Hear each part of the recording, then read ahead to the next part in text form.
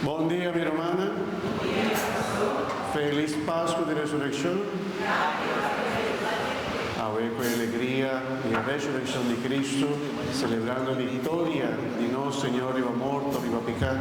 Háganos pedir, Señor Dios, su bendición a nombre de Tata, de Yo, Espíritu Santo. Gracias del Señor Jesucristo, amor de Dios Tata y comunión del Espíritu Santo sea con vosotros. Hermano, háganos volver a examinarnos corazón, nos conciencia, háganos pedir, Señor, misericordia y perdón, haciéndonos por celebrar dignamente el sagrado misterio en el de Dios.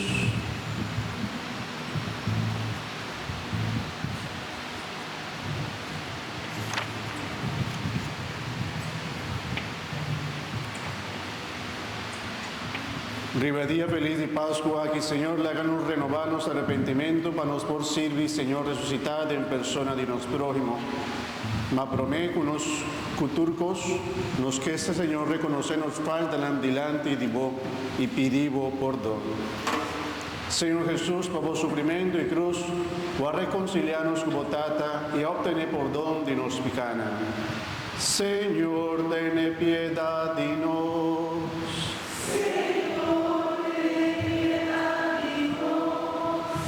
Jesucristo vota invitarnos para perdonar tu rende y viva bon con otro. Cristo, ten piedad de nos.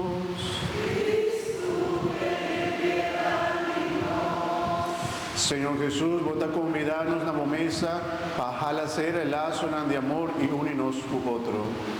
Señor, ten piedad de nos.